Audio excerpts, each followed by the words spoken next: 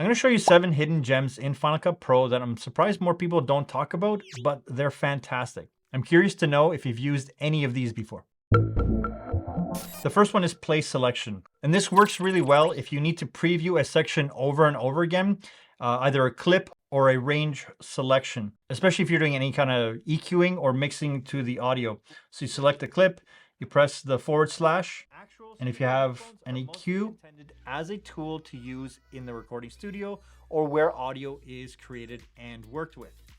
Actual studio headphones are mostly intended as a tool. And this allows you to tweak your EQ on one section so you can hear the live tweaks right as you're doing it. So instead of just letting it play into another section, you can choose exactly the section you want to adjust and then play it and have it loop over and over again. If you want it to loop, you just have to make sure you go to playback and then loop playback, or pressing Command L. This will turn playback on or off. But if you have loop on and then you press the / again, it will loop it over and over again. And just press the spacebar to stop the loop. And I find this really handy when I'm doing these kind of mixes because it allows me to hear that same section over and over again. And it's a lot easier to pick up the differences from one tweak to another. The next one is Skimmer Info. And this is specifically for the browser window. So you want to go to View, go to Browser, and just make sure you have Skimmer Info turned on. And so when you're in the browser, it gives you metadata that is associated with a clip. The name, any kind of keywords you have associated with it, and as well the time in the clip as you're skimming over it. I find this really useful because at a glance, I know where within the clip I am. So if I don't use that clip in the moment, it's something that logs in the back of my mind that like, oh, around the 6-minute mark, there was a portion that I liked.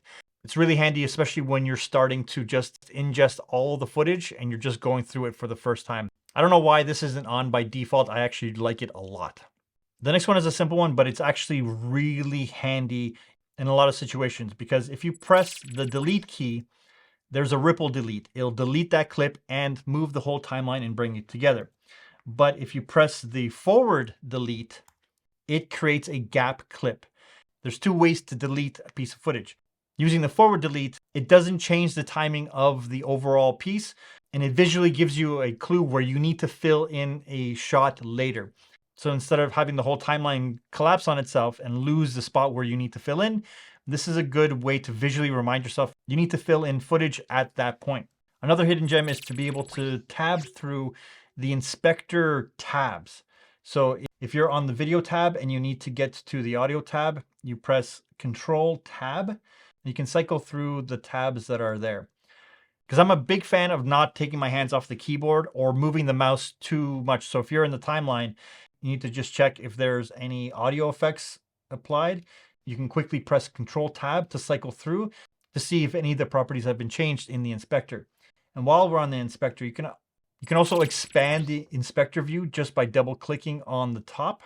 There is a keyboard shortcut for this, which is Control-Command-4, but I'm not a big fan of that because it actually requires 2 hands or a weird contortion with the hand. For that, I just double click, but it's really handy if you have effects that have a lot of parameters that you need to be able to see instead of having to scroll up and down. Or if you have multiple effects on one clip, it allows you to see all of them in one viewing, or just be able to adjust anything in the stack that you need. So there's a lot less scrolling and just saves time. Another big thing that I find that a lot of people don't use or don't even know about that Final Cut is capable of is being able to use a second display as your output viewer for your Final Cut timeline. And it's not the same as playing the full screen button where it plays on your main viewer. This is about putting your main timeline viewer on a second monitor. And it's whatever monitor you have connected that doesn't have Final Cut open on it at that moment. But you will have to check to see your settings if Final Cut recognizes that monitor or not. It doesn't work for every single monitor, or if it's an HD monitor. I found that Final Cut likes to have a similar monitor and similar resolution for it to work best. Now, one thing that Final Cut does not have and would be fantastic if it did is Pancake Timelines. The ability to stack multiple timelines on top of each other. There are instances that would be really handy.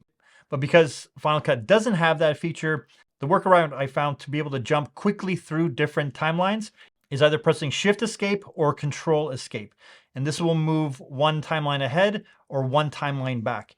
And it's just a quick way to be able to go in and grab stuff from another timeline and then just go back to the timeline that you're working in without having you take your hand off of the keyboard. This almost makes up for the no Pancake Timelines in Final Cut. But if they do add them, I probably will use it. And speaking of timelines, make sure you check out this video where I talk about all the amazing benefits of the magnetic timeline in Final Cut Pro. Also, I live stream on my second channel where I deep dive in the creative process as well as freelance financials. So make sure you check that out. As always, thanks for watching.